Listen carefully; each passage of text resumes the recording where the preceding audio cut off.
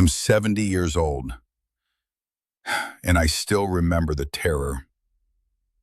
In Oswego County, lake-effect snow erased roads and trapped entire towns. This wasn't a storm, it was a siege.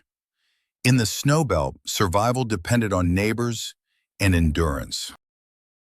When the winds of Lake Ontario collide with the Tug Hill Plateau, a terrifying alchemy occurs, trapping an entire American community in a white prison of their own making, where survival depends on the warmth of neighbors and the memory of storms past.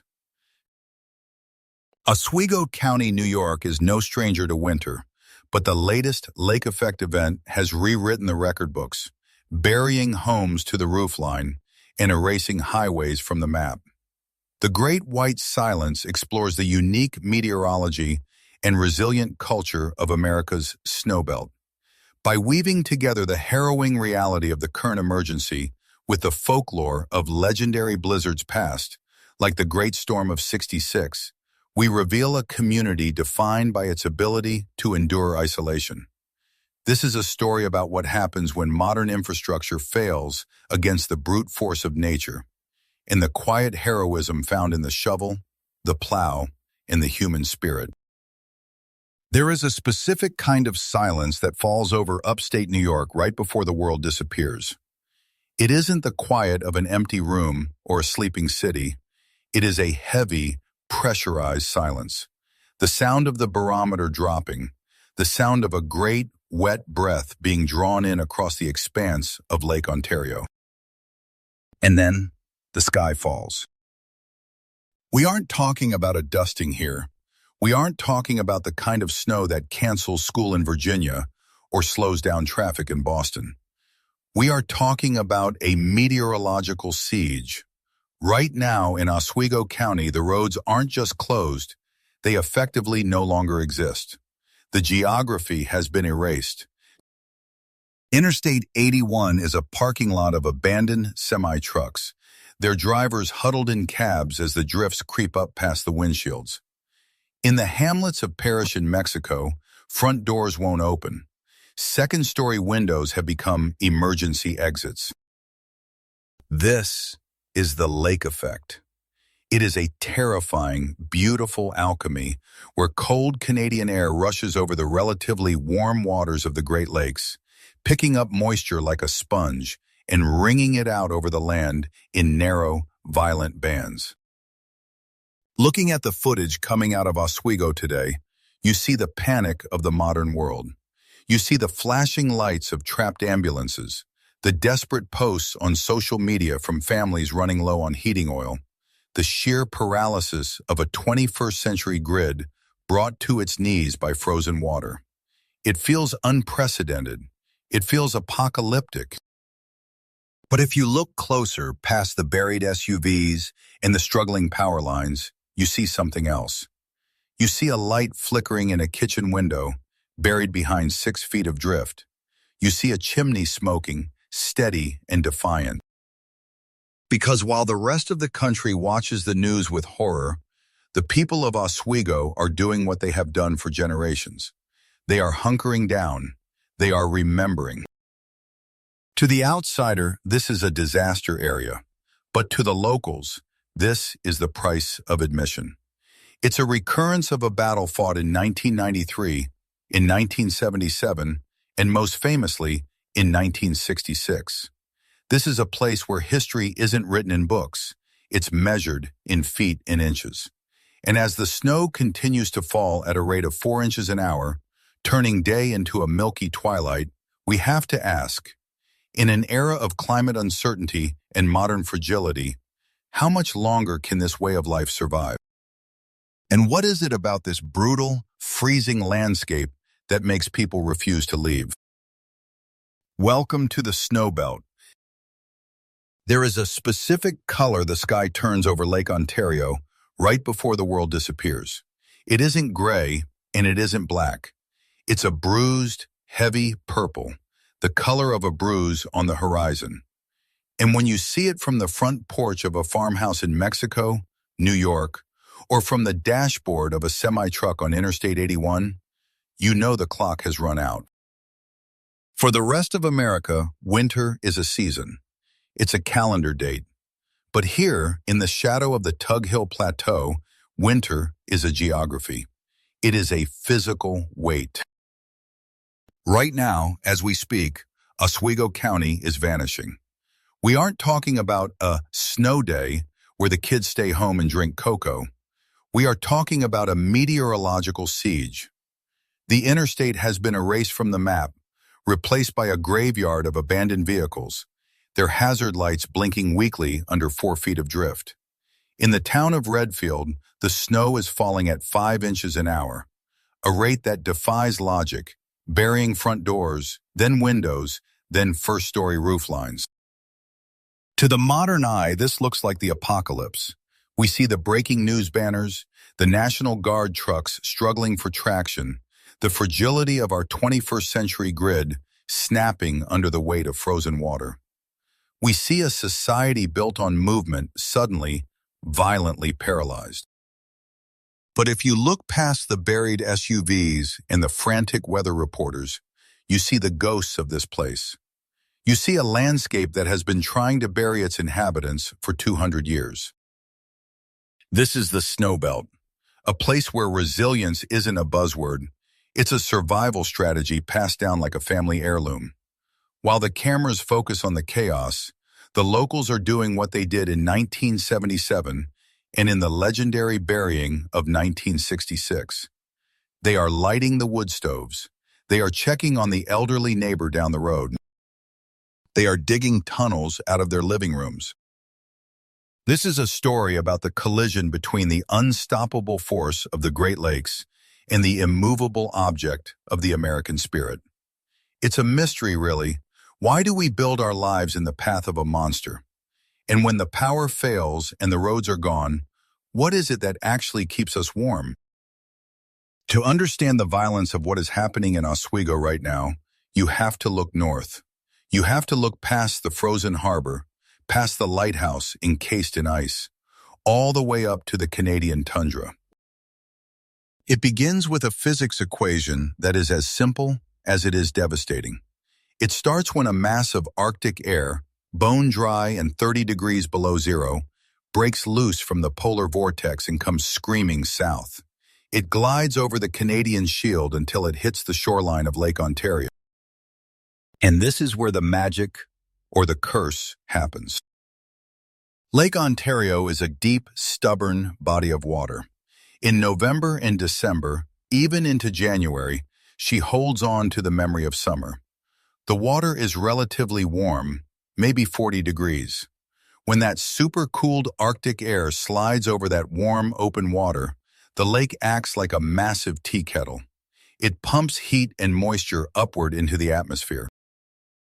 Meteorologists call this fetch, the distance the wind travels over the water. The longer the fetch, the bigger the engine. By the time that air mass hits the New York shoreline, it is pregnant with moisture, heavy and unstable. Then it hits the Tug Hill Plateau, a geological ramp that forces the air up. It rises, it cools, and it dumps. This is the lake effect machine. It is a factory designed to produce one thing: snow. Not just inches, but feet. But the origin story here isn't just about thermodynamics. It's about hubris. When the first European settlers arrived here, looking to build a gateway to the American West, they saw the water as an asset, not a threat.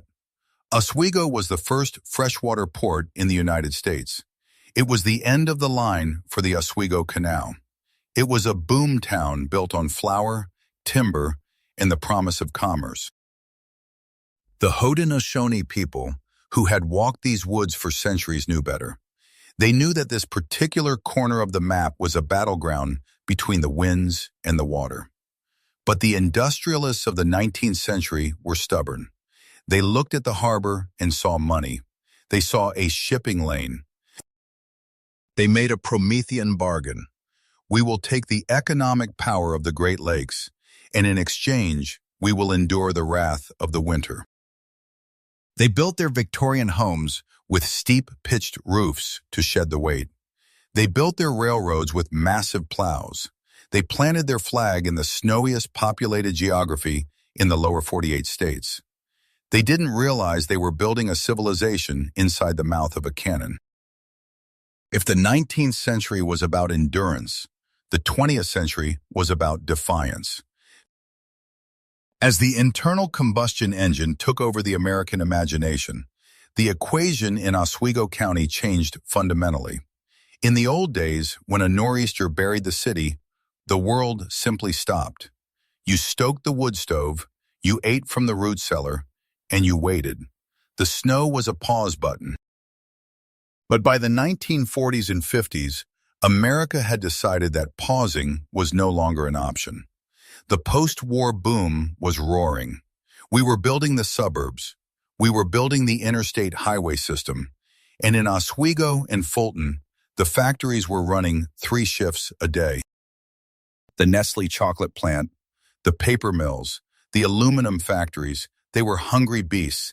They needed raw materials coming in and workers clocking in, regardless of what the sky was doing. So, we militarized the winter. This is when the snowbelt identity really hardened into concrete. It wasn't enough to just shovel a path to the outhouse anymore. We had to keep Route 104 blacktop clear. And to do that, New York State and the local municipalities invested in a mechanized cavalry that would have made Patton jealous. We're talking about the golden age of the Walter Snowfighter. These weren't just trucks. They were dinosaurs of steel and hydraulics, often built right here in New York. They had massive V-plows on the front and wing plows on the sides, driven by men who treated snow removal like a contact sport. There is a specific kind of American optimism in footage from this era. You see it in the grainy 8mm films. You see a 10-foot wall of white blocking a county road, an obstacle that would have stopped a wagon train dead. And then you see this orange monster belching black diesel smoke slamming into the drift at 30 miles an hour. The snow flew 50 feet into the air. It was violent, it was loud, and it was triumphant. The population of Oswego County swelled. People moved into the storm. They bought split-level ranches in towns like Mexico and Parrish, right in the bullseye of the heaviest bands. They bought station wagons with snow tires. They bought the lie that technology had conquered nature. For a few decades, it felt like we were winning. The economy was hot, the gas was cheap, and the plows were unstoppable. We had turned a weather emergency into a routine municipal service. We thought we had tamed the beast. If you grew up in the snow belt during the 60s or 70s, your memory isn't measured in years. It's measured in feet. There is a specific, hushed quality to the world when the lake effect machine truly turns on. It's not like a coastal blizzard screaming with gale force winds. A heavy lake band often settles over Oswego County with a deceptive stillness. It's a white curtain dropping from the sky, relentless and vertical. For a child, this was the peak experience of winter. It was the architecture of a dream world. We didn't just walk through the snow, we lived inside of it. By January, the plow banks along the sidewalks in Fulton or Pulaski would be 6, 7, sometimes 10 feet high. You walked to school through trench works that felt like the Western Front. The world was reduced to a corridor of white, open only to the gray sky above. And then came the ritual of the radio. You'd wake up in the dark, the windows frosted over with fern patterns so thick you couldn't scratch them off. You'd creep downstairs to the kitchen, where the AM radio was already warm, glowing with that amber light. You were waiting for the voice of the local announcer, reading the alphabetized list of the liberated. When he said Oswego City Schools, Mexico Academy, or Sandy Creek, it was a pure, uncut injection of dopamine. It meant the rules of civilization had been suspended. The days that followed were a sensory overload. It was the smell of wet wool mittens drying on a cast-iron radiator, filling the mudroom with that distinct, damp animal scent. It was the taste of Campbell's tomato soup and grilled cheese, which somehow tasted different, better, when the house was buried. We built elaborate tunnel systems in the front yards. We jumped off garage roofs into drifts that swallowed us whole, a soft, freezing embrace that blocked out all light and sound until you clawed your way back to the surface, gasping and laughing. But it wasn't just for the kids. For the adults, the big snow enforced a mandatory truce with the grind of American life. There was a camaraderie in the catastrophe. When a car got stuck on a residential street, 4 neighbors would materialize out of the whiteout with shovels. No word spoken. It was an automatic reflex. Strangers became house guests. Bars in downtown Oswego became emergency shelters. There was a warmth in those taverns, steamed windows, cheap lager, and the collective smugness of locals who knew how to survive what would kill an outsider. For a few days, money didn't matter. Status didn't matter. The only currency that held value was a working snowblower, a strong back, and a full pantry. We were isolated, yes, but we were never more connected. To understand why we put up with the burying, you have to understand what upstate New York was in the middle of the American century. It wasn't just a scenic backdrop for winter sports. It was an engine. In the decades following the Second World War, Oswego County was a vital organ in the industrial body of the Northeast. We had the Port of Oswego connecting the Great Lakes to the Atlantic. We had the massive Nestle plant in Fulton churning out chocolate for the world. Later, we'd have the nuclear stacks of 9 Mile Point rising like sentinels on the lakeshore. This was a blue-collar kingdom built on the promise of the steady paycheck and the pension. But that economy relied on one non-negotiable premise: movement. Shift workers had to get to the plant at 6 a.m. Freight trucks had to hit the thruway. The milk tankers had to get to the dairy farms. Snow, in this context, wasn't magic. It was friction. It was an economic insurgent. So, we declared war. This was the era of the bare pavement policy. It was a uniquely American hubris, the belief that with enough horsepower and enough rock salt, we could simply cancel out the meteorology. Municipal budgets in the snowbelt were swollen with funds for removal. We didn't just have plow trucks, we had fleets of Oshkosh and Walter snowfighters, massive four-wheel drive leviathans that looked like they were built for the invasion of Normandy. They were monsters of orange steel, roaring down Route 104 with V-plows the size of billboard signs.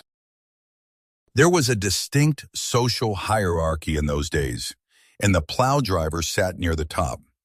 During a state of emergency, they were the cavalry.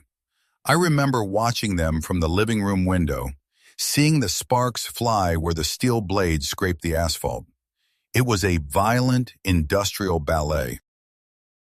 We terraformed the winter. We dumped thousands of tons of sodium chloride onto the roads, bleaching the bottoms of our trousers and rusting out the rocker panels of our station wagons within 3 years. We accepted the rust as the tax for our mobility. This was the height of the suburban experiment. We were spreading out, building ranch homes further away from the town centers, confident that the county could keep the arteries open, no matter what Lake Ontario threw at us. We believed that our infrastructure was invincible, that our economy was too big to fail, and that we had finally engineered a stalemate with nature. The change didn't happen overnight. It came in like a draft through a poorly sealed window, subtle at first, just a chill you couldn't quite shake, until you realized the furnace had stopped running. By the time we hit the 1970s, the optimism of the post-war boom began to corrode, much like the fenders of those Chevys we drove through the slush. We had spent 20 years believing we could engineer our way out of winter, but the math was starting to turn against us. The first warning sign wasn't meteorological, it was geopolitical. When the oil shocks hit, the equation of life in the snowbelt fundamentally broke. Suddenly, the diesel required to fuel those massive Walter Snowfighters wasn't cheap anymore. Heating a drafty, two-story Victorian home on the shores of Lake Ontario went from a manageable utility bill to a financial crisis. We watched the price of gas tick up at the pump, shivering in our parkas, realizing for the first time that our dominion over the snow was leased, not owned. At the same time, the collateral damage of our chemical warfare became impossible to ignore. The bare pavement policy had a price tag we hadn't read. The salt runoff was choking the creeks. The bridges were deteriorating faster than we could patch them. We looked at our infrastructure, the very steel and concrete we trusted to keep us safe, and we saw rebar exposed like cracked ribs. The snow hadn't changed. The lake effect bands still set up over Fulton and Pulaski with the same prehistoric ferocity. But we were changing. The factories that anchored these towns began to stutter. Shifts were cut. The silence between the snowfalls got a little louder, a little more unnerving. There was a growing sense that perhaps we had overextended ourselves. We started hearing stories of neighbors packing up, not just for a vacation, but for good. They were heading to places with names like Phoenix and Tampa, places where shoveling wasn't a verb. The romance of the winter wonderland was wearing thin. We were still fighting the war, but morale was dropping. We looked at the drifts piling up against the sliding glass doors, and, for the first time, we didn't just see a chore, we saw a trap. If the 70s brought the economic cold front, the winter of 77 brought the sledgehammer. This wasn't just weather anymore, it was an act of geological violence. We talk about the beginning of the end, not as the moment the snow stopped falling, because in Oswego, it never really does, but as the moment our hubris finally broke. We had convinced ourselves that with enough horsepower, enough rock salt, and enough overtime pay, we could tame the Tug Hill Plateau. But Mother Nature looked at our plows, our schedules, and our bare pavement policies, and she laughed. It started with a low-pressure system that parked itself over the unfrozen lake like a lid on a boiling pot. The wind screamed out of the west, picking up moisture and dumping it in bands so intense they defied meteorological models. We weren't measuring in inches anymore. We were measuring in feet per hour. The roads, the arteries of our commerce and connection, simply vanished. Interstate 81, that great ribbon of asphalt meant to connect us to the world, became a parking lot of abandoned sedans and jackknifed rigs, buried until only their antennas poked through the crust like strange metallic reeds. For the first time in a generation, the machines lost. The plows, those great orange beasts we worshipped, were driven into ditches or simply ran out of fuel, trying to push back an ocean of white that refused to recede. The police radios crackled with a new kind of panic. We can't get to them. This was the siege. You sat in your living room, the windows completely dark not from night, but from the snow packed tight against the glass. You watched the news anchors looking exhausted tell you that the county was closed. Not delayed, closed. A state of emergency wasn't just legal jargon, it was the reality on your front porch. When the National Guard rolled in, piloting heavy loaders and troop transports because standard vehicles were useless, the illusion shattered. We realized that our modern American life, the grocery runs, the commute, the school bus pickups, was incredibly fragile. We were trapped in our homes, burning furniture and wood stoves because the oil trucks couldn't navigate the drifts. The silence that fell over Oswego County wasn't peaceful. It was heavy. It was the sound of a community realizing that despite all our technology, we were just small, soft creatures living at the mercy of a very large, very cold lake. When the diesel engines died and the state plows stopped running, a different kind of machinery kicked into gear. It wasn't hydraulic, it was human. This is the part of the story where the geography of Oswego County stops being a map and starts being a character test. There is a specific kind of stubbornness born on the Tug Hill Plateau. It's a grit that doesn't come from bravado, but from necessity. When the government couldn't reach us, the neighborhood ceased to be a collection of houses and became a survival unit. The first sound that broke the howling wind wasn't a siren. It was the scrape of aluminum on asphalt, or, more accurately, aluminum on ice. The shovel brigade. You couldn't open your front door. The drift was packed tight as concrete against the jam. So you went out the second-story window, or you forced a window in the garage, and you started digging up. We became a subterranean society overnight. We didn't walk down the sidewalk to check on Mrs. Miller. We tunneled to her. Sleds, those flexible flyers and plastic saucers usually reserved for Saturday joyrides, were drafted into service as ambulances and supply convoys. You'd see fathers pulling toboggans loaded not with laughing children, but with 5-gallon gas cans and crates of milk, trudging 3 miles to the nearest corner store that had managed to dig out its generator. The snowmobile clubs, those guys usually chased off private property for making too much noise, suddenly became the cavalry. They were the only things moving. They ran insulin to diabetics in Redfield. They ferried doctors to the hospital in Oswego. The machines that were toys on Friday became life support systems by Sunday. And the economy shifted too. The dollar lost its value. The new currency was rock salt, kerosene, and labor. If you had a snowblower that started on the first pull, you were the richest man on the block. You didn't charge your neighbor to clear his driveway. You did it because he had the wood stove that kept your kids warm when the power lines snapped. There was no red state or blue state in 4 feet of snow. There was just stuck or unstuck. We found out that we were tougher than we looked. We found out that a casserole dish passed through a snow tunnel tastes better than any meal you ever bought in a restaurant. We were cold, we were exhausted, and our backs screamed in protest. But looking back at those tunnels, there was a strange, defiant joy in it. We were beating the lake at its own game, one shovel load at a time. The thing about 4 feet of snow is that eventually it melts. The sun comes out, the plows scrape down to the asphalt, and the water runs into the gutters. But in Oswego, the snow leaves a watermark on the soul that never really evaporates.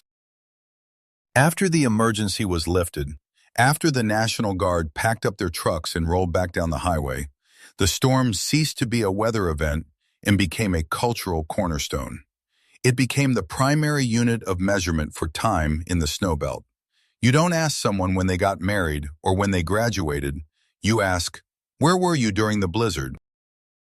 This region developed a peculiar kind of pride, a frozen badge of honor. We started seeing it on bumper stickers and screen-printed T-shirts sold at the corner store.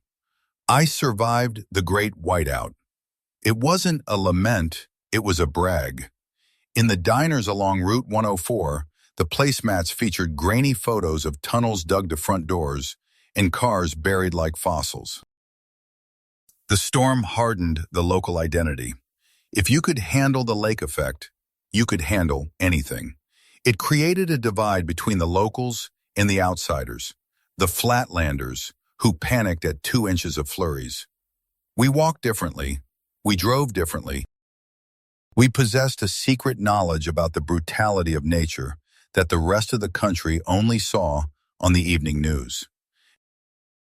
This legacy seeped into the architecture and the infrastructure. We built our roofs steeper. We bought trucks with higher clearance. The garage wasn't just for parking. It was a fortress stocked with rock salt and backup generators. The storm taught us that comfort is fragile, but preparation is absolute. But there was also a nostalgia for the chaos. Years later, sitting on bar stools in warm taverns, men would talk about the storm, not with horror, but with a strange affection. They missed the silence of the closed roads. They missed the clarity of purpose. In a world that was becoming increasingly complicated, the storm was simple: man versus snow. And for a few glorious days, we held the line. The storm became our folklore. Like the fishermen on the coast talk about the rogue wave, the people of Oswego talk about the sky turning that bruised purple gray, the smell of ozone, and the silence before the hammer dropped. It was our war story, and we told it to anyone who would listen. Today, if you drive through Oswego County in January, the landscape looks familiar. The white fields, the gray sky, the salt-stained asphalt, but the battle lines have shifted. We traded the romance of the surprise attack for the clinical precision of the forecast. The era of the whiteout out of nowhere is largely a ghost story now. Before the first flake hits the ground, the Super Doppler radars are painting the storms in angry shades of magenta on our smartphone screens. We don't look at the sky anymore to know what's coming. We look at an app. The mystery has been replaced by the algorithm. The response has changed too. It's no longer a scrappy militia of farmers with pickup trucks. It's a mechanized division. The modern plow is a beast of burden, massive 10-wheelers with wing blades and GPS tracking, dispersing a brine solution that melts ice on contact. They run in echelon formations, clearing the interstate curb to curb in a single pass. It is efficient, it is loud, and it is relentless. We have turned the removal of snow into a logistics problem, solved with hydraulics and tax dollars. But the weather itself has grown complicated. The old-timers will tell you the winters feel different now, more erratic. We get the heavy dumps, sure. Lake Ontario hasn't lost her temper completely, but they are often followed by a sudden thaw, turning the majestic drifts into gray slush and mud. The pristine silence of the deep freeze is interrupted by the drip, drip, drip of a confused climate. And yet, the DNA of the town remains. You still see the snowmobiles parked outside the taverns on Friday nights.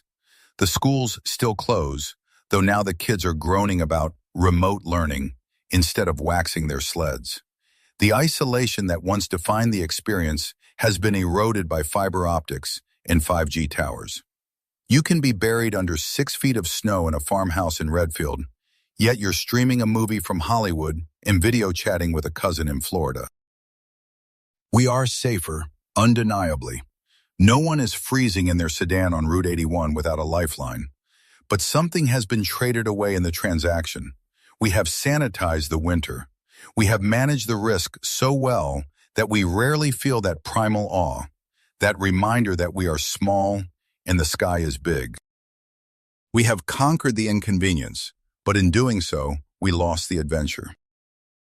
Living in the shadow of Lake Ontario, in the crosshairs of the snowbelt, is a choice that defies standard economic logic. If you look strictly at the data, the corrosion on the undercarriages, the heating bills that rival mortgage payments, the sheer number of hours lost to the shovel, it doesn't make sense. But you cannot measure the spirit of the Northern Tier with a calculator. The snow does something to a community that sunshine never could. It acts as the great American equalizer. When the drifts are piled 6 feet against the mudroom door, the banker's driveway is just as buried as the mechanic's. The storm strips away the pretense of social standing and leaves only the essential question: do you have the grit to handle this? And more importantly, when the plow goes by and buries the widow next door, will you grab your coat and help her dig out?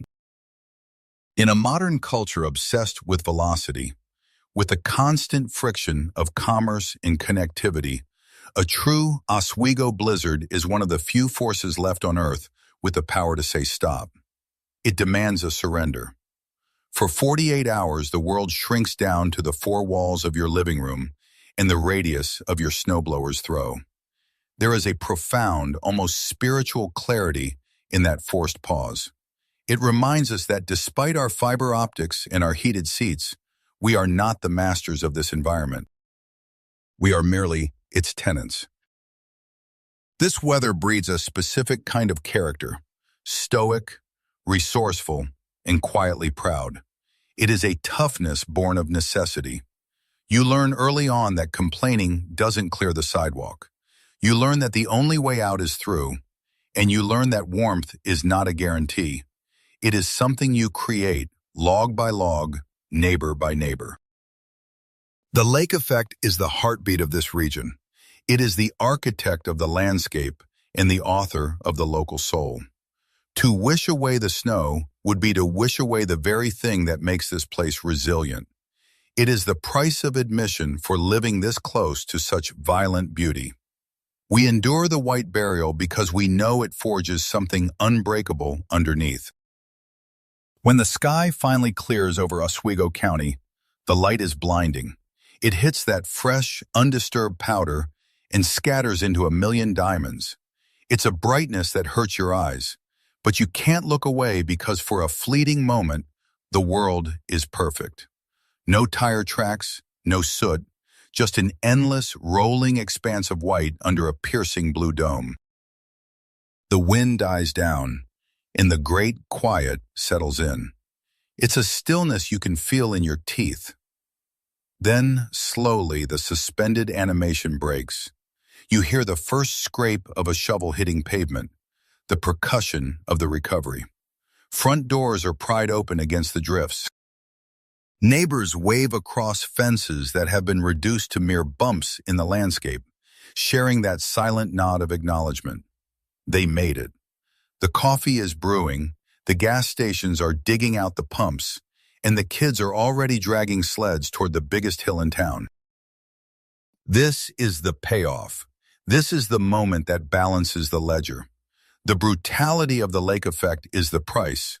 But this morning, this crisp, 0-degree morning where your breath hangs in the air like steam, is the reward. It is a reminder that nature is not malicious. It is simply colossal. And to live alongside it requires a humility that is becoming rare in this country. The drifts will eventually shrink. The gray slush of March will arrive, followed by the mud of April, and eventually the green explosion of an upstate summer. The cars will be dug out, the roads will blacken, and the emergency will fade into an anecdote told at the diner counter. Remember the big one? They'll ask. Remember when we couldn't see the mailbox? But the snow leaves a mark that doesn't melt.